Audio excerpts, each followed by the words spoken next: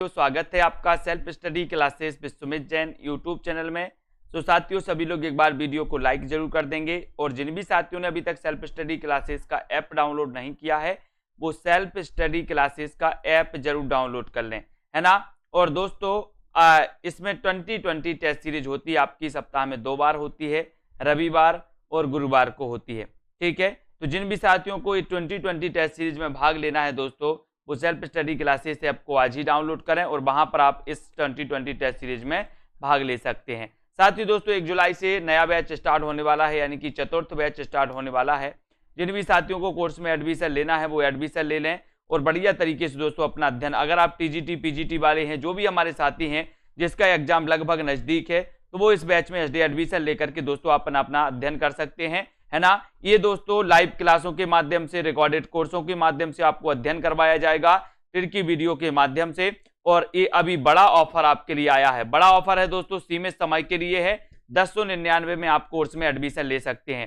ठीक है, self study classes app download करना है। सबसे पहले इसमें विस्तृत अध्ययन करवाया जाएगा, टेस्ट भी होंगे, ट्रिक भी होंगे, निचोड़ क्लास भी आपको मिलेगी दोस्तों। यानी कि भक्ति काल में क्या इंपॉर्टेंट है, रीति काल में क्या इंपॉर्टेंट है ना, और दोस्तों आधुनिक काल में क्या इंपॉर्टेंट है, ये सारी चीजें आपको बताई जाएंगी निचोड़ क्लास में, है ना। उन प्रश्नों को आपको बताया जाएगा। तो जिनको भी एडमिशन लेना है वो आज ही self study classes app download करें। और दोस्तों स्टार्ट करते हैं आज का ये सेशन। यहां तक कल अपन ने पढ़ा था हरिवंश राय बच्चन की आत्मकथा कितने भागों में प्रकाशित है। एक क्वेश्चन एक बार और जल्दी से आपको बताना है। हरिवंश राय बच्चन का जन्म हुआ था दोस्तों, कब हुआ था? 1907 में हुआ था, है ना। इन्हें क्षय रोमांस का कवि भी कहा जाता है दोस्तों, क्षय रोमांस का कवि। आपसे कभी अगर पूछा जाए कि क्षय रोमांस का कवि किसे कहा जाता है, तब आप बताना हरिवंश राय बच्चन को, है ना। हरिवंश राय बच्चन की आत्मकथा कितने भागों में प्रकाशित है, तब आप क्या बताओगे? तब आपको बताना है 4 भागों में प्रकाशित है, जैसे कि आप दोस्तों पहले भी पढ़ चुके हैं। ठीक है, चलिए अगला क्वेश्चन आपकी स्क्रीन पर आ रहा है दोस्तों। हिंदी में रिपोर्टाज विधा के जनक कौन है? हिंदी में रिपोर्टाज विधा के जनक कौन माने जाते हैं? प्रश्न क्रमांक 28। शिवदान सिंह चौहान, पदम सिंह शर्मा, नंद दुलारे वाजपेयी या फिर परमानंद श्रीवास्तव, कौन माने जाते हैं हिंदी में रिपोर्टाज विधा के जनक? सीधे सीधे आपको बताना है, तब आपका उत्तर क्या हो जाएगा यहां पर। हिंदी में रिपोर्टाज विधा के जनक कौन माने जाते हैं? और रिपोर्टाज आपने पढ़ा होगा दोस्तों लक्ष्मीपुरा, कौन सा पढ़ा है? सॉरी, लक्ष्मीपुरा। ठीक है, लक्ष्मीपुरा पढ़ा होगा, है ना। लक्ष्मीपुरा रिपोर्टाज किसका है? तो बोले सर शिवदान सिंह चौहान का है ना। और ये आपका सही हो जाएगा, ये हिंदी में रिपोर्टाज विधा के जनक माने जाते हैं शिवदान सिंह चौहान, है ना। 1 नंबर आपका बिल्कुल सही, बहुत बढ़िया, सभी लोगों ने बिल्कुल सही बताया है। नागरिक प्रचारणी पत्रिका का प्रकाशन वर्ष क्या है? अब बताइए नागरिक प्रचारणी पत्रिका का प्रकाशन वर्ष क्या है? 29 का आंसर आपसे पूछा गया, तो सभी लोग आंसर बताएंगे। अपन पहले पढ़ चुके हैं कि सर नागरिक प्रचारणी सभा की स्थापना हुई थी कब? 1893 में, है ना। 1893 में हुई थी नागरिक प्रचारणी सभा की स्थापना। लेकिन यहां पर नागरिक प्रचारणी पत्रिका का प्रकाशन वर्ष पूछा गया, तो यहां पर सभी लोग बताएंगे, देखते हैं कौन कौन सही उत्तर बता पाता है। बताइए नागरिक प्रचारणी पत्रिका का प्रकाशन वर्ष क्या है? प्रकाशन वर्ष बताना है आपको, क्या है प्रकाशन वर्ष?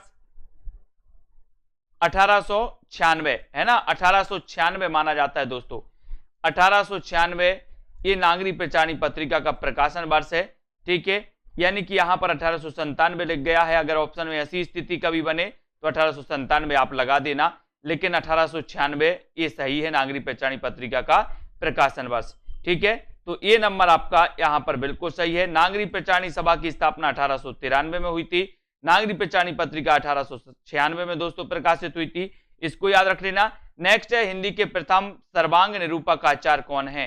हिंदी के प्रथम सर्वांग निरूपक आचार्य कौन है? बहुत अच्छा क्वेश्चन है दोस्तों। हिंदी के प्रथम सर्वांग निरूपक जो आचार्य हैं वो कौन माने जाते हैं? घनानंद माने जाते हैं, चिंतामणि माने जाते हैं, या फिर केशव दास? हिंदी के प्रथम सर्वांग निरूपक जो आचार्य हैं वो आचार्य कौन है? जल्दी से लिखिए सभी लोग। हिंदी के प्रथम सर्वांग निरूपक आचार्य, और बढ़िया सा उत्तर सभी लोगों का आया है कि सर अगर हिंदी के प्रथम सर्वांग निरूपक आचार्य की आप बात करोगे तब आपका उत्तर सीधा चला जाता है कहां की ओर, केशवदास। केशवदास आप लोगों के लिए दिख गया था क्या, है ना। हिंदी के प्रथम सर्वांग निरूपक आचार्य केशवदास माने जाते हैं, है ना। और केशवदास को आपको बताना है कि केशवदास को रीतिकाल का प्रवर्तक किसने माना है, बताइए जल्दी से। केशवदास को रीतिकाल का प्रवर्तक किसने माना है, कमेंट में लिखना है। जिनसे भी बनता है वो सभी लिखेंगे केशवदास को रीतिकाल का प्रवर्तक किसने माना है, ये आपको चयन करना है। हिंदी के प्रथम सर्वांग निरूपक आचार्य हैं दोस्तों केशवदास। अब आपको बताना है, बताइए जल्दी से। नेक्स्ट क्वेश्चन है, रीतिकालीन राष्ट्रीय कवि हैं कौन है। रीतिकालीन दोस्तों राष्ट्रीय काव्यधारा से संबंधित जो कवि हैं वो कौन है ना। पता है प्रश्न क्रमांक 31 में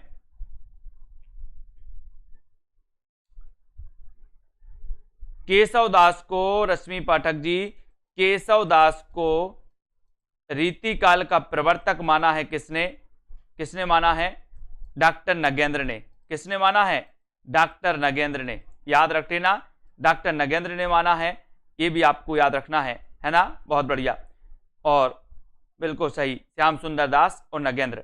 ठीक है, तो रीतिकालीन राष्ट्रीय कवि कौन है ये आपसे पूछा गया, तब आप क्या उत्तर लगाओगे, आपको लगाना है दोस्तों उत्तर, क्या लगाओगे, डी, वीर रस के कवि थे भूषण, रीतिकालीन, है ना। और 4 नंबर आपका बिल्कुल सही हो जाता है। भूषण के बारे में आपने पढ़ा होगा, शिवराज भूषण, इनका एक लक्षण ग्रंथ है दोस्तों, शिवराज भूषण, है ना। तो शिवराज भूषण किसका लक्षण ग्रंथ है, भूषण जी का है ना।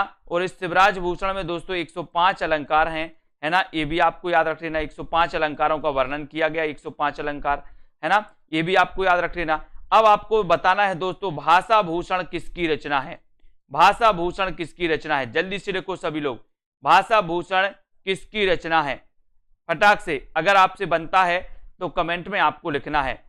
शुक्ल ने चिंतामणि को माना है, रामचंद्र शुक्ल ने चिंतामणि को माना रीतिकाल का प्रवर्तक।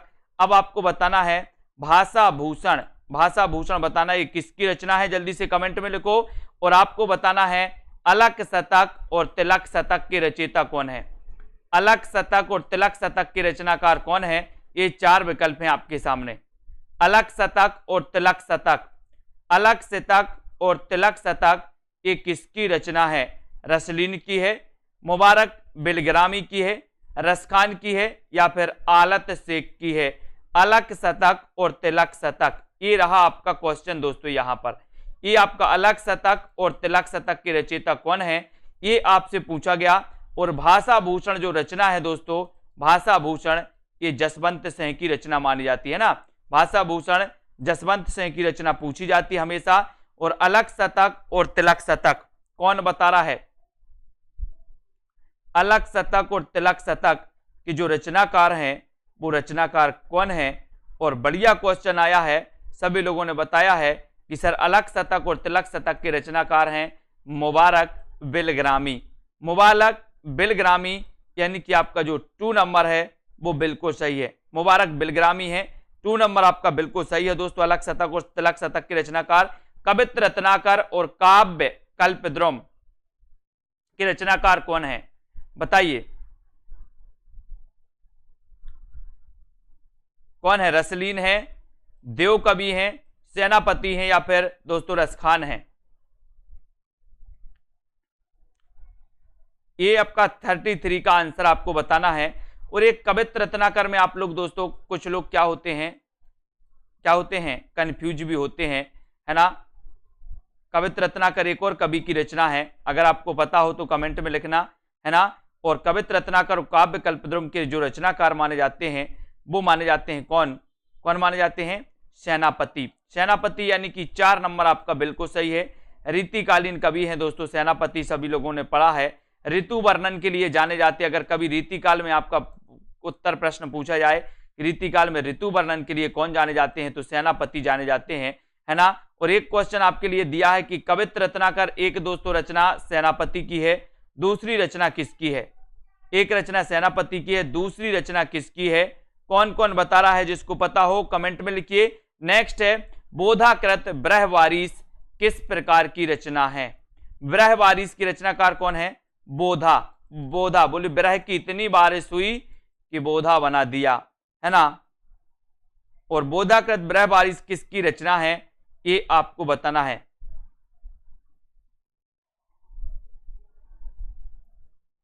माता प्रसाद, बहुत बढ़िया ममता रावत जी, माता प्रसाद की है दोस्तों कवित्र रत्नाकर। मैंने आपको कई बार बताया है माता प्रसाद किसकी है? माता प्रसाद की है। माता प्रसाद की भी रचना है कवित्र रत्नाकर, है ना। अब यहां पर बोधाकृत ब्रहवारिस किस प्रकार की रचना है ये आपको बताना है। मुक्तक काव्य है, प्रशस्ति काव्य है, प्रबंध काव्य है या फिर चंपू काव्य है। ब्रहवारिस तो आपको पता ही है दोस्तों, ब्रह की बारिश इतनी हुई, ठीक है। तो ये आपको बताना है बोधाकृत ब्रहवारिस के रचनाकार कौन माने, बोधाकृत ब्रहवारिस किस प्रकार की रचना है? ये मुक्तक काव्य है या प्रशस्ति काव्य है ब्रहवारिस? तो आपका यहां पर बिल्कुल सही आंसर है दोस्तों कि ये प्रबंध काव्य है। क्या है? प्रबंध काव्य है। सी नंबर आपका बिल्कुल सही हो जाएगा, सी नंबर, ठीक है। ये प्रबंध काव्य माना जाता है दोस्तों ब्रहवारिस, ठीक है, इसको याद रख लेना, सी नंबर, ठीक है। अगला क्वेश्चन देखते हैं। अगला क्वेश्चन आपको बताना है मैथिली शरण गुप्त की लोकप्रियता का मूल आधार क्या है?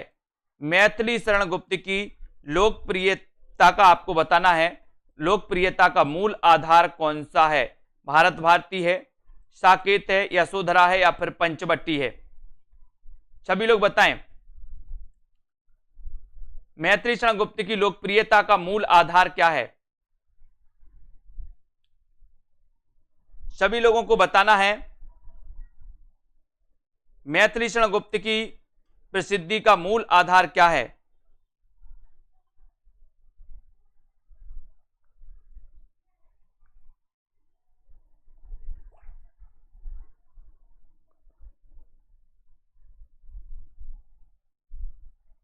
मैथिली शरण गुप्त की लोकप्रियता का मूल आधार कौन सा है आपको बताना है। सभी लोग बताएंगे।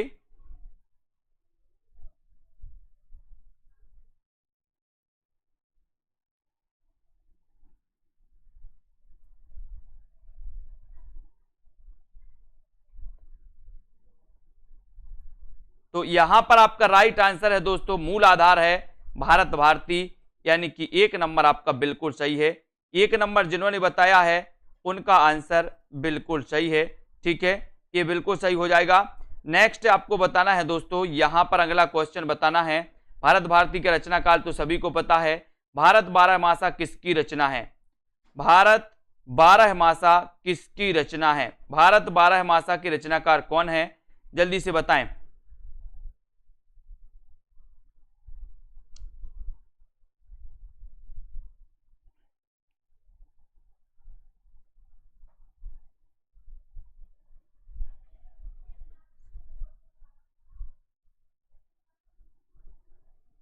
भारत बारहमासा के रचनाकार कौन माने जाते हैं ये आपको बताना है। अच्छा क्वेश्चन है दोस्तों, प्रश्न क्रमांक 36 में आपको चयन करना है। उत्तर क्या हो जाएगा?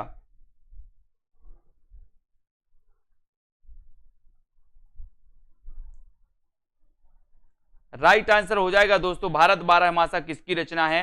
तो ये रचना है किसकी है? राधा कृष्ण दास की। राधा कृष्ण दास की, यानी कि 3 नंबर आपका बिल्कुल सही है। भारत बारहमासा के रचनाकार कौन है? राधा कृष्ण दास। वेरी गुड आंसर, ठीक है, राधा कृष्ण दास आपका राइट आंसर है। मैथिली शरण गुप्त की प्रथम रचना कौन सी है? मैथिली शरण गुप्त की प्रथम रचना कौन सी है बताएं। मैथिली शरण गुप्त की प्रथम रचना कौन सी मानी जाती है? ये क्वेश्चन अपन पहले भी पढ़ चुके हैं। सभी से बनेगा। मैथिली शरण गुप्त के बारे में लगभग सभी लोगों को पता है कि सर इनकी रचना एक भारत भारती है ना। और भारत भारती के जो रचनाकार माने जाते हैं वो मैथिली शरण गुप्त हैं, और इनकी प्रसिद्धि का आधार भी क्या है? भारत भारती है, ठीक है। और मैथिली शरण गुप्त की आपको यहाँ पर चयन करना है इनकी रचनाओं के बारे में। इनकी प्रथम रचना कौन सी है? तो आपका उत्तर चला जाता है रंग में भंग, यानी कि 2 नंबर आपका बिल्कुल सही है। बी नंबर आपका बिल्कुल सही है। Very good. अगला क्वेश्चन, जादू की कुर्सी नाटक के लेखक कौन है? जादू की कुर्सी, अच्छा क्वेश्चन है। जादू की कुर्सी नाटक के जो रचनाकार माने जाते हैं वो कौन माने जाते हैं? बताइए, सीधा सीधा क्वेश्चन आपको बताना है। जादू की कुर्सी बलराज साहनी है, रांगे राघव है, भीष्म साहनी है, या फिर मुद्रा राक्षस है? सीधा आपको बताना है जादू की कुर्सी नाटक के लेखक कौन है। देखते हैं किस पे उत्तर बनता है दोस्तों, है ना। जादू की कुर्सी आपको बताना है, और ये जादू की कुर्सी बोले सर बलराज साहनी, किसकी है कृति? ये बलराज साहनी की। ये नंबर आपका बिल्कुल सही हो जाएगा, ये नंबर बलराज साहनी की कृति है। अगले क्वेश्चन की ओर बढ़ेंगे। औरंगजेब की आखिरी रात एकांकी के रचनाकार कौन है? औरंगजेब की आखिरी रात एकांकी के रचनाकार आपको चयन करना है। ये रचना किसकी है दोस्तों? औरंगजेब की आखिरी रात, औरंगजेब की आखिरी रात के रचनाकार कौन है? औरंगजेब की आखिरी रात एकांकी है, और एकांकी ये किसकी है ये भी आपको बताना है।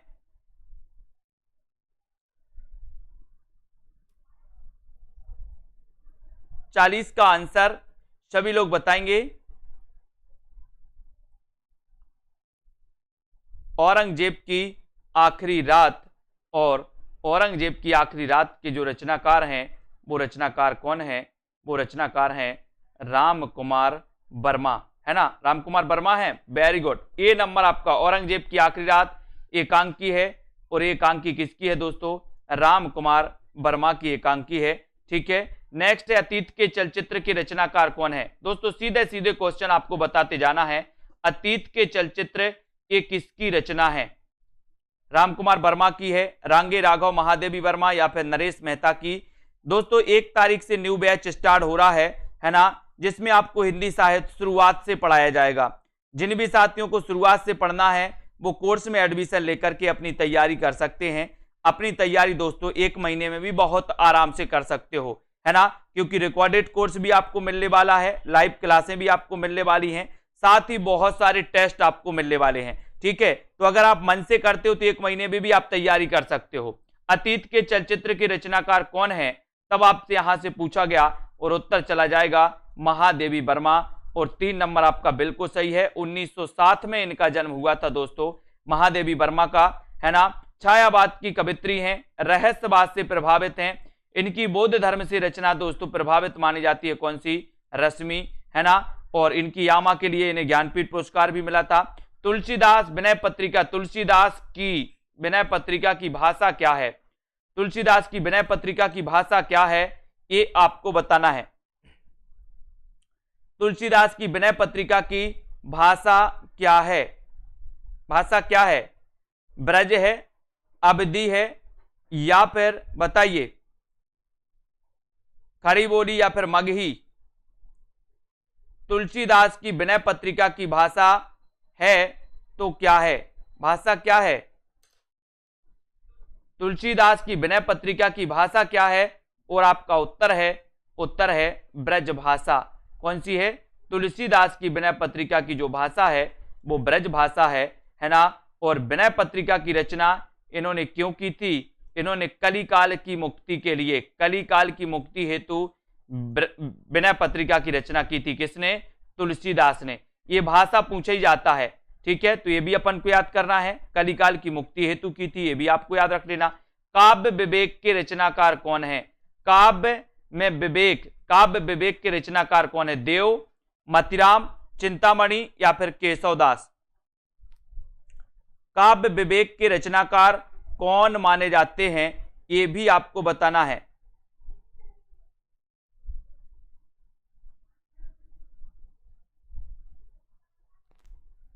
अच्छा क्वेश्चन है साथियों, और आपको वीडियो को लाइक करना है। जिन भी साथियों को एडमिशन लेना है, अभी निचोड़ क्लास से चल रही हिंदी साहित्य की, यानी कि दोस्तों निचोड़ क्लास से मतलब है कि आदिकाल में क्या क्या पूछा जाता है, भक्ति काल में क्या क्या पूछा जाता है अधिकांश, रीति काल में कौन कौन से ऐसे अधिकांश प्रश्न आते हैं, उन पर चर्चा चल रही है। तो जिनको भी दोस्तों इस एडमिशन लेना है कोर्स में, उनको निचोड़ क्लास भी मिलेंगी, उनको प्रैक्टिस सेट भी मिलेंगे, टिरकी वीडियो भी मिलेंगे, विस्तृत अध्ययन वाले वीडियो भी मिलेंगे, और रिकॉर्डेड कोर्स पूरा मिलेगा प्लस लाइव क्लासों से आपका दोस्तों और अध्ययन करवाया जाएगा।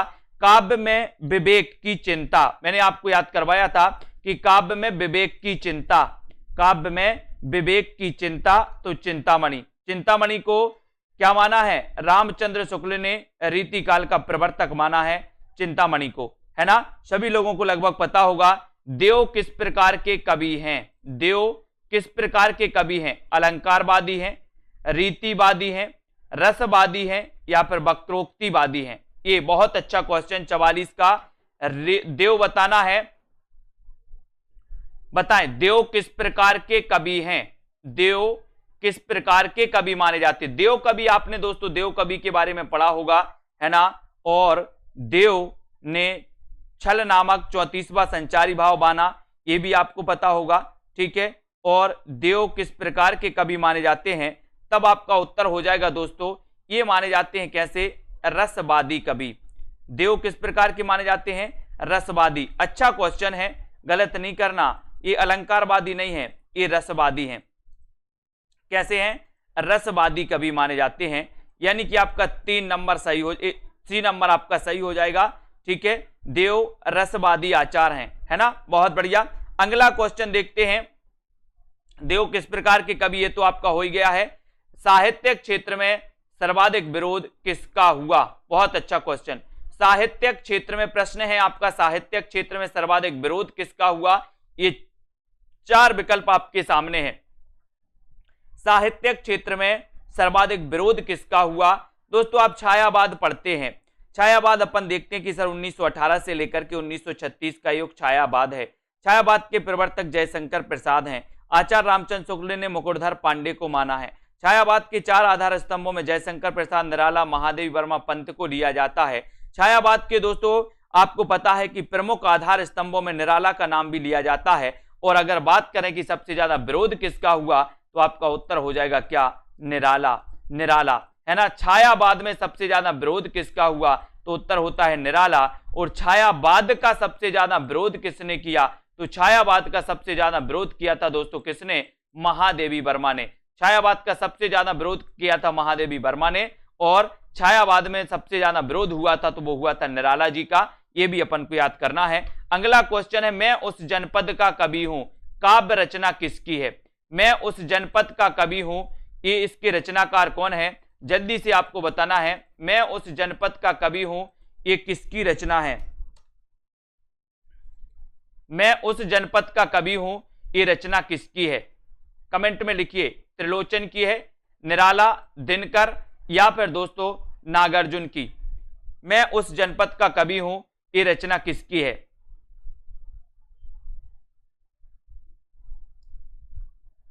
सभी लोगों को कमेंट में लिखना है। और अच्छा क्वेश्चन है, बढ़िया क्वेश्चन है, सभी लोग आंसर बताएंगे और बोले सर ये जो रचना है मैं उस जनपद का कवि हूं, ये रचना है किसकी, त्रिलोचन जी की। किसकी रचना है, त्रिलोचन जी की है, ठीक है। बहुत बढ़िया आंसर सभी लोगों का, त्रिलोचन सही आ गया।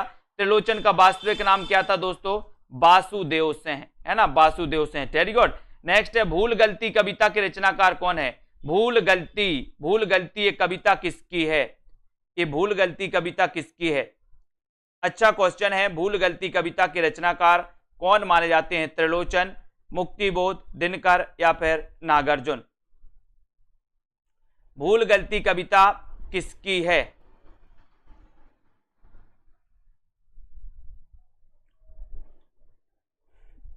और राइट आंसर आपका बिल्कुल सही आंसर है कि सर भूल गलती कविता अगर आपने पूछा है तो इसका सही उत्तर हो जाएगा। देखते हैं कौन कौन सही उत्तर बताता है। वीडियो को लाइक जरूर कर देना, अपने मित्रों तक शेयर कर दें एक बार सभी लोग। और भूल गलती से अपन ने पढ़ा था कि सर भूल गलती से क्या हो गई, मुक्ति हो गई, मुक्ति। तो मुक्ति हो गई तो मुक्तिबोध की रचना है, भूल गलती से मुक्ति हो गई, मुक्तिबोध की रचना मानी जाएगी, है ना। मुक्तिबोध का जन्म कब हुआ दोस्तों आपको पता है, बोले सर 1917 में हुआ था मुक्तिबोध का जन्म, है ना। ये भी अपन को याद करना, बहुत बढ़िया। नेक्स्ट प्रश्न है, हिंदी का पहला प्रतीक धर्मी नाटक कौन सा है। बहुत अच्छा क्वेश्चन, हिंदी का पहला प्रतीक धर्मी नाटक कौन सा है। हिंदी का पहला प्रतीक धर्मी नाटक कौन सा है। कामना, रजत शिखर, आषाढ़ का एक दिन या फिर वत्सराज। हिंदी का पहला प्रतीकधर्मी नाटक कौन सा माना जाता है? सेल्फ स्टडी क्लासेस ऐप किस किसने डाउनलोड नहीं किया? ऐप जरूर डाउनलोड करें। 2020 टेस्ट सीरीज आपके लिए फ्री रखी गई है ना? फ्री में आप दोस्तों उसमें पढ़ सकते हो, उसमें टेस्ट लगा सकते हो, बहुत सारे टेस्ट भी उपलब्ध हैं उसमें, ठीक है। तो यहां पर हिंदी का पहला प्रतीकधर्मी नाटक आपसे पूछा गया है और आपका सही उत्तर कौन सा हो जाएगा? राइट आंसर है दोस्तों आपका कौन सा? प्रतीकधर्मी कामना। और कामना नाटक के रचनाकार कौन है? तो लगभग सभी लोगों को पता है कि सर कामना जो है ये जयशंकर प्रसाद का है और जयशंकर प्रसाद का ये प्रतीकधर्मी नाटक माना जाता है। और इस कामना नाटक के आधार पर ही कामायनी दोस्तों महाकाव्य लिखा गया। और कामायनी महाकाव्य कब लिखा गया? तो 1935 में लिखा गया, ठीक है। 1935 में। कामायनी में कितने सर्ग हैं? बोले सर 15 सर्ग हैं, है ना। और ये कामना नाटक पर आधारित है और हिंदी का पहला प्रतीकधर्मी जो नाटक है वो कामना माना जाता है। एक क्वेश्चन आपके लिए दिया जाता है, जयशंकर प्रसाद का प्रथम नाटक कौन सा है? बताना है सभी लोगों को। अगला क्वेश्चन है, ललित निबंधकार के रूप में किसे प्रसिद्धि मिली? बहुत अच्छा क्वेश्चन। ललित निबंधकार के रूप में किसको प्रसिद्धि मिली? एक अच्छे क्वेश्चन, बहुत ही अच्छे क्वेश्चन आप लोगों के लिए प्रैक्टिस के लिए आए हैं। ललित निबंधकार के रूप में किसे प्रसिद्धि मिली? अज्ञेय को, सरदार पूर्ण सिंह को, विद्यानिवास मिश्र को या फिर रामचंद्र शुक्ल को? बताइए, ललित निबंधकार के रूप में किससे प्रसिद्धि मिली? ये आपको बताना है। अज्ञेय, सरदार पूर्ण सिंह, विद्यानिवास मिश्र या फिर दोस्तों रामचंद्र शुक्ल। और लगभग सभी को पता है कि सर जयशंकर प्रसाद का प्रथम नाटक माना जाता है सज्जन, है ना। और ललित निबंधकार के रूप में किसे प्रसिद्धि मिली? अगर ऐसा क्वेश्चन आपसे पूछा जाता है तब आपका सीधा उत्तर चला जाता है, क्या चला जाता है? बताइए। उत्तर बिल्कुल सही हो जाता है आपका विद्यानिवास मिश्र। विद्यानिवास मिश्र आपका राइट आंसर हो जाता है। सभी लोग लाइक जरूर करें, सेल्फ स्टडी क्लासेस ऐप को जरूर डाउनलोड कर लें। ललित निबंधकार के रूप में किसे प्रसिद्धि मिली? तो वो मिली विद्यानिवास मिश्र को। 3 नंबर आपका बिल्कुल सही हो जाएगा, सी नंबर आपका बिल्कुल सही हो जाएगा। दीवार में एक खिड़की रहती थी उपन्यास की रचना किसने की? दीवार में एक खिड़की रहती थी उपन्यास की रचना किसने की? अज्ञेय ने, सरदार पूर्ण सिंह ने, अरुण या फिर विनोद कुमार शुक्ल ने? दीवार में एक खिड़की रहती थी उपन्यास की रचना किसने की? उपन्यास की रचना किसने की? बताएं। दीवार में एक खिड़की रहती थी, इतना अच्छा उपन्यास है दोस्तों, है ना। और ये उपन्यास कौन है ये आपको बताना है। दीवार में एक खिड़की रहती थी। और सेल्फ स्टडी क्लासेस ऐप जिनने भी डाउनलोड नहीं किया वो डाउनलोड जरूर याद रख लेना है, ठीक है।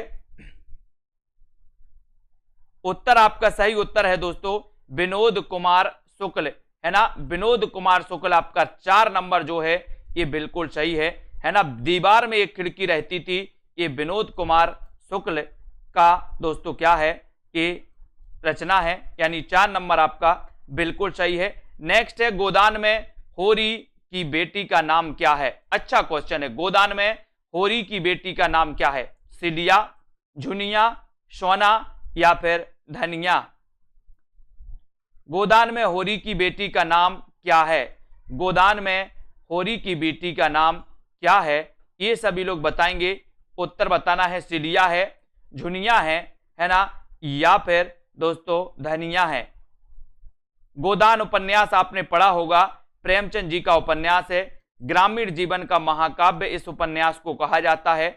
और इस उपन्यास में होरी की बेटी का नाम क्या है ये अगर आपसे पूछा गया तब आपका सीधा उत्तर होना चाहिए क्या नाम है? बहुत बढ़िया आंसर आ रहा है सभी का। बोले सर उसका नाम है क्या? सोना। क्या नाम है? सोना बाबू। सोना बाबू करते ना हैं, सोना, ठीक है। तो आपका उत्तर चला जाएगा सी की तरफ, सोना आपका सही हो जाएगा, ठीक है। बहुत बढ़िया, है ना। मेरी सोना से वो नहीं पढ़ी, किससे बात करनी वो वाला, है ना, कौन बोलता बाबू? सोना, सोना याद रख लेना, ठीक है। अगला क्वेश्चन, हिंदी में अंग्रेजी ढंग का पहला मौलिक उपन्यास किससे माना गया? बहुत अच्छा क्वेश्चन है दोस्तों। हिंदी में अंग्रेजी ढंग का पहला मौलिक उपन्यास किससे माना गया है? नूतन ब्रह्मचारी, रहस्य कथा को, त्रिवेणी या फिर परीक्षा गुरु? बताइए, हिंदी में अंग्रेजी ढंग का पहला मौलिक उपन्यास किससे माना गया? ऐसा क्वेश्चन आता है, आपसे नॉर्मली पूछा जाता कि हिंदी का प्रथम उपन्यास कौन सा है, आपसे सीधा आता है कि हिंदी में अंग्रेजी ढंग का, या यहां पर यह भी बता देते कि आचार्य रामचंद्र शुक्ल ने हिंदी में अंग्रेजी ढंग का पहला मौलिक उपन्यास किससे माना है। ठीक है, ये आपको बताना है। तो हिंदी में अंग्रेजी ढंग का पहला मौलिक जो उपन्यास माना है वो माना है कौन सा है? परीक्षा गुरु है। सन और बता दो इसका, परीक्षा गुरु का क्या है ना? तो आपका 4 नंबर बिल्कुल सही हो जाता है, चौथा नंबर आपका राइट आंसर हो जाता है। नारी तुम केवल श्रद्धा हो पंक्ति किसकी रचना है?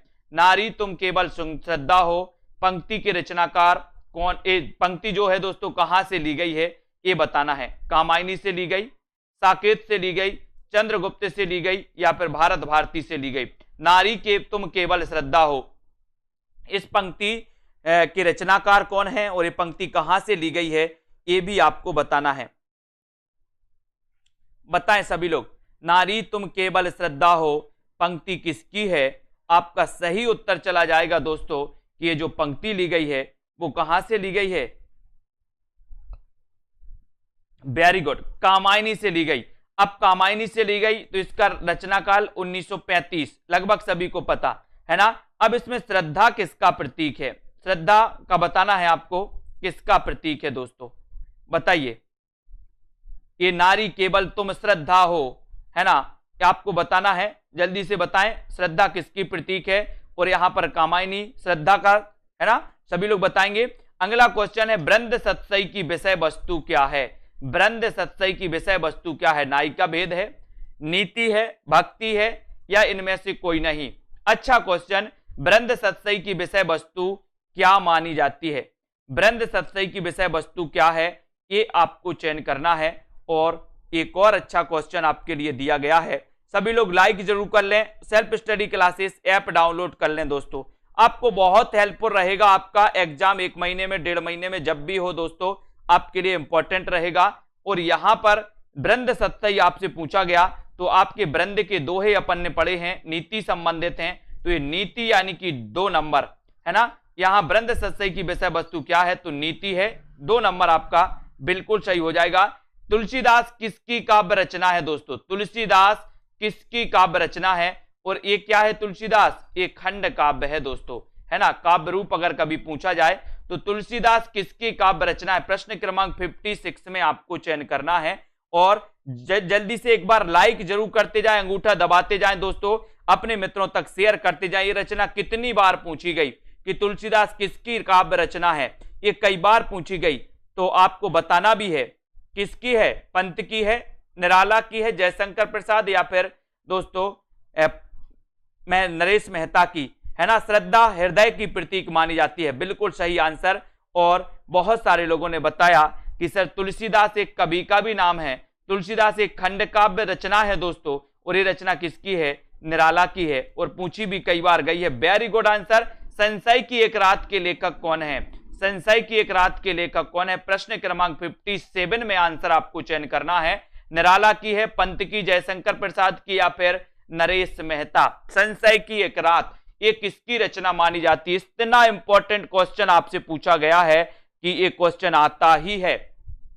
तो सभी लोग लाइक करके, शेयर करके आगे बढ़ेंगे अपने मित्रों तक। संशय की एक रात के लेखक कौन है? जिन्होंने self study classes app download नहीं किया वो ऐप डाउनलोड कर लें। और जल्दी ही दोस्तों अभी 1099 का ऑफर है आपके लिए, ये ऑफर जल्दी ही समाप्त हो जाएगा। अभी इस ऑफर का लाभ लेते हुए आप अध्ययन कर सकते हैं, आपको 3000 4000 फीस नहीं भरनी अब, है ना, केवल 1099 भरनी है। संशय की एक रात नरेश मेहता की रचना है, 4 नंबर आपका बिल्कुल सही हो जाएगा। भय भी शक्ति देता है किसका काव्य संग्रह है? भय भी शक्ति देता है किसका काव्य संग्रह है? नरेंद्र मोहन का, उदय प्रकाश का, लीलाधर जगुड़ी, या फिर नरेश मेहता? भय भी शक्ति देता है, भय भी शक्ति देता है, बताइए 58 का आंसर ये किसका काव्य संग्रह है? भय भी शक्ति देता है काव्य संग्रह के रचनाकार कौन माने जाते हैं? उत्तर आपको चयन करना है, उत्तर आपको बताना है। तो सभी लोग बताएंगे और एक बार लाइक करते हुए आगे बढ़ना है अपन को। ठीक है, और शेयर भी कर देना है दोस्तों। ये जो रचना है भाई भी शक्ति देता है, ये कैसे शक्ति देता, बोले सर जुगाड़ से शक्ति देता है, जुगाड़ से, भाई भी जुगाड़ से शक्ति देता है, तो जुगाड़ से जगूड़ी, जगूड़ी हो जाएंगे, है ना। भाई भी शक्ति देता है कैसे, जुगाड़ से, तो लीलाधर जगूड़ी, है ना। पहाड़ पर लालटेन पड़ी होगी इनकी एक रचना दोस्तों, आपने पहाड़ पर लालटेन, है ना। और दोस्तों भाई भी शक्ति देता है लीलाधर जगूड़ी, है ना। Very good. नेक्स्ट है भवानी प्रसाद मिश्र की कविताएं किस सप्तक में प्रकाशित हुई थी। भवानी प्रसाद मिश्र, और भवानी प्रसाद मिश्र का जन्म अपन ने पढ़ा था दोस्तों 1914 में हुआ था, है ना। और इनकी कविताएं किस सप्तक में प्रकाशित हुई ये भी आपको बताना, पहला तार सप्तक, दूसरा तार सप्तक, है ना, तीसरा सप्तक या चौथा सप्तक, किस तार सप्तक में दोस्तों ये प्रकाशित हुई थी भवानी प्रसाद मिश्र की रचनाएं, बताएं। अच्छा क्वेश्चन है, यहां पर आ जाओ। भवानी प्रसाद मिश्र की कविताएं किस, हाँ पहाड़ पर, हाँ बिल्कुल, वेरी गुड, पहाड़ पर लालटेन मंगलेश डबराल की है, सॉरी, है ना, पहाड़ पर लालटेन मंगलेश डबराल की है, सॉरी, ठीक है। भवानी प्रसाद मिश्र की कविताएं किस सप्तक में है, तब आपका उत्तर हो जाएगा, बोले हरि भवानी शकुन करे, और उत्तर चला जाता है दूसरा सप्तक, दूसरा सप्तक, यानी कि 2 नंबर आपका बिल्कुल सही है। भवानी प्रसाद मिश्र की कविताएं किस सप्तक में है, द्वितीय तार सप्तक में है। वेरी गुड, बहुत बढ़िया, ठीक है। पहाड़ पर लालटेन के रचनाकार मंगलेश डबराल हैं, है ना, लीलाधर जगूड़ी नहीं। याद रख लो, मेरे राम का मुकुट भीग रहा है किसका निबंध है, मेरे राम का मुकुट भीग रहा है, ये निबंध किसका है, ये आपको बताना है। विद्यानिवास मिश्र का है, कुबेर नाथ राय का, हरिशंकर परसाई का है, या फिर दोस्तों धर्मवीर भारती का है। मेरे राम का मुकुट भीग रहा है, ये बताइए, मुकुट भीग रहा है किसका निबंध है, किसका निबंध है, बताएं सभी लोग। विद्यानिवास मिश्र, कुबेर नाथ राय, हरिशंकर परसाई, धर्मवीर भारती, ठीक है, बहुत बढ़िया, बताएं। मेरे राम का मुकुट भीग रहा है, ये कई बार पूछा गया ये क्वेश्चन दोस्तों, मेरे राम का मुकुट भीग रहा है, बोले तुमने कैसे जाना, बोले हमने विद्या से जाना, कैसे जाना, विद्या से जाना, तो विद्यानिवास मिश्र, मेरे राम का मुकुट भीग रहा है, विद्यानिवास मिश्र, यानी कि आपका जो 1 नंबर है वो बिल्कुल सही आंसर चला जाता है। लाइक जरूर कर लेना, सेल्फ स्टडी क्लासेस ऐप को डाउनलोड जरूर कर लेना। ध्रुव स्वामिनी नाटक की रचना किसने की दोस्तों, ध्रुव स्वामिनी नाटक की रचना किसने की, जयशंकर प्रसाद ने, कुबेर नाथ राय, भारतेंदु हरिश्चंद्र, या फिर धर्मवीर भारती। ध्रुव स्वामिनी नाटक की रचना किसने की है ये आपको बताना है। और आपको पता होगा दोस्तों कि सेल्फ स्टडी क्लासेस ऐप में आपके लिए रविवार और गुरुवार 2 दिन बिल्कुल 2020 टेस्ट सीरीज फ्री होती है ना, फ्री होती है, तो उस टेस्ट सीरीज में भी आप भाग ले सकते हैं। पहले के बहुत सारे टेस्ट हैं वो भी आप दे सकते हैं, है ना। तो सेल्फ स्टडी क्लासेस आज ही ऐप डाउनलोड कर लें, और हिंदी साहित्य के कोर्स में 1099 में आप एडमिशन ले सकते हैं। मॉडल पेपर टीजीटी पीजीटी के 450 में दोस्तों, है ना, और हिंदी साहित्य की 3000 प्रश्नों की टेस्ट सीरीज मात्र आपको 400 रुपए में इसमें ले सकते हो, ठीक है। ध्रुव स्वामिनी नाटक की रचना के जो रचनाकार हैं दोस्तों वो कौन है, वो जयशंकर प्रसाद हैं। इनका जन्म कब हुआ था, 1889 में हुआ था, इनको भी अपन को याद रख लेना है, ठीक है। Very good. Next question, Hindi का सर्वप्रथम गीत नाट्य कौन सा है, गीति नाट्य बताना है, गीति नाट्य कौन सा है। यहां पर 4 विकल्प हैं, प्रथम बताना है दोस्तों, आपको पता होगा, है ना। हिंदी का सर्वप्रथम गीति नाट्य कौन सा माना जाता है, अनग है, करुणालय है, प्रभात है, या फिर पंचवटी प्रसंग है। हिंदी का प्रथम गीति नाट्य कौन सा माना जाता है। और यहां पर आपको पता होगा दोस्तों कि ये जो गीति नाट्य है इसका रचना काल क्या है, 1913, और ये कौन सा है, करुणालय, बोले 13 करुणालय, 13 करुणालय, है ना। तो करुणालय ये गीति नाट्य है, और दोस्तों ये हिंदी का प्रथम गीति नाट्य माना जाता है ना। कुछ विद्वान पंचवटी प्रसंग को मानते हैं, है ना, लेकिन ये करुणालय आपका सही है। अधिकांश विद्वान और यही उत्तर सही होता है इस प्रकार के प्रश्नों में। कबूतर खाना किस एकांकीकार की रचना है, कबूतर खाना किस एकांकीकार की रचना है, विनोद रस्तोगी, मोहन राकेश, भुवनेश्वर, या फिर जगदीश चंद्र माथुर। कबूतर खाना किस एकांकीकार की रचना है, जल्दी से आपको बताना है। और ऐसे कौन से साथी हैं जिन्होंने self study classes app download नहीं किया, सभी लोग करें। 1 जुलाई से नया बैच स्टार्ट होने वाला है, यानी कि चतुर्थ बैच स्टार्ट होने वाला है दोस्तों। हिंदी साहित्य का, उस बैच में आप एडमिशन ले सकते हैं और पढ़ सकते हैं। ठीक है, और ये ऑफर है अभी 1099 का, तो इस ऑफर का लाभ आप ले सकते हो, है ना। तो कबूतर खाना किस एकांकीकार की रचना है, ये अगर आपसे पूछा गया तब आप उत्तर क्या लगाओगे? कबूतर खाना। आपने सुना होगा दोस्तों, कबूतर जा जा जा, है ना, बोले जगदीश चंद्र माथुर, माथुर, है ना। तो कबूतर खाना एकांकी है जगदीश चंद्र माथुर की, यानी कि उत्तर आपका डी की ओर चला जाता है। डी नंबर आपका बिल्कुल सही हो जाता है। Very good. नेक्स्ट है, आधे अधूरे नाटक के प्रमुख स्त्री पात्र का नाम क्या है? आधे अधूरे नाटक, आधे अधूरे नाटक किसका है? मोहन राकेश का है, सभी लोगों को पता है। इसके स्त्री पात्र का नाम क्या है, ये आपको बताना है। आधे अधूरे नाटक के स्त्री पात्र का नाम क्या है? मालती है, जया है, सावित्री है, या फिर अलका है? क्या है आधे अधूरे नाटक के प्रमुख स्त्री पात्र का नाम क्या है? सभी लोग आंसर बताएंगे। इतना अच्छा क्वेश्चन है, बढ़िया क्वेश्चन है। लाइक जरूर करना, शेयर कर देना अपने मित्रों तक, और इसी प्रकार से बने रहें। रोज 9 बजे एक क्लास होती है आपके लिए, है ना दोस्तों। इस क्लास में प्रैक्टिस करते हैं अपन लोग, और यहां पर आपने बिल्कुल सही आंसर बताया है कि सर सावित्री, सावित्री जो है ये सावित्री, यानी कि सी नंबर आपका सही है। ये आधे अधूरे नाटक की प्रमुख स्त्री पात्र का नाम है सावित्री, और 3 नंबर आपका बिल्कुल सही हो जाएगा। 3 नंबर राइट आंसर हो जाएगा। वेरी गुड, सभी को धन्यवाद। इसी प्रकार से पढ़ते रहें दोस्तों। ये 2020 टेस्ट सीरीज है, इसमें आप भाग ले सकते हैं। बोले सर कैसे ले सकते हैं? तो आपको सबसे पहले self study classes app download करना है। Self study classes app download करने के बाद आप दोस्तों इसमें अगर एडमिशन लेना तो एडमिशन ले सकते हो, नहीं तो इन टेस्ट सीरीज में आप भाग ले सकते हो। ठीक है, उसके बाद दोस्तों आपके लिए 1 जुलाई से चतुर्थ बैच स्टार्ट हो रहा है सेल्फ स्टडी क्लासेस में हिंदी साहित्य का, स्पेशली टीजीटी पीजीटी के लिए। ठीक है, और इसी प्रकार से अध्ययन करें, है ना। और दोस्तों बढ़ते रहें। रंजू जी और भी वीडियो हैं, आप दे सकते हैं, है ना। आपके पास अगर समय नहीं है तो और भी वीडियो है, उनको भी देखते जाएं आराम से, है ना। और ये समय नहीं, ये तो आराम से ही चलती है क्लास। ठीक है, और बड़ा ऑफर आपके लिए आया है 1099 का। 1099 के इस ऑफर के साथ आप दोस्तों इसमें एडमिशन ले सकते हैं। 9 बजे आइए, 9 बजे से आराम से पढ़िए और अध्ययन करते रहिए, है ना। और निरंतर जो अध्ययन करते हैं उन्हीं का सिलेक्शन होता है ना। जो दोस्तों सोचते हैं कि एग्जाम के 1 महीना पहले पढ़ लेंगे, आधा महीना या 10 दिन पहले पढ़ लेंगे, वो तो छोड़ दो, है ना। इसलिए हिंदी साहित्य के कोर्स में जिनको एडमिशन लेना है, विस्तृत टेस्ट ट्रिक निचोड़ क्लास तो ले सकते हैं और अध्ययन अपना कर सकते हैं। रामदयाल रचना जी, नवदीप सोनिया, मनीषा जी, कल्पना राममूरत जी, लक्ष्मी जी, डॉली सेठ जी, रमा जी, मोनिका मोहन, बीनू जी, लालदास, रंजू जी, रीना जी, पूजा जी, मनीषा, आकाश, उदय जी, लालदास, निरुपमा जी, दिनेश जी, अर्शदीप जी, सतीश जी, है ना, मंजू जी, मनीषा जी, अनीता, तनु जी, अमृता, लवली जी, बहुत बढ़िया, लालदास जी, ज्योति जी, नीता, गीतिका जी, बाल मुकुंद, भारती जी, विजय लक्ष्मी जी, सभी साथियों को धन्यवाद। कुबेर जी और लोकेश जी, अभय जी, ठीक है, पूजा जी, सरोज जी। 9:45 पर एक क्लास और आपकी आती है दोस्तों 10 मिनट की। उसके बाद दोस्तों 10 बजे एग्जाम पार में क्लास आती है, वो भी आप लोग करिए, है ना।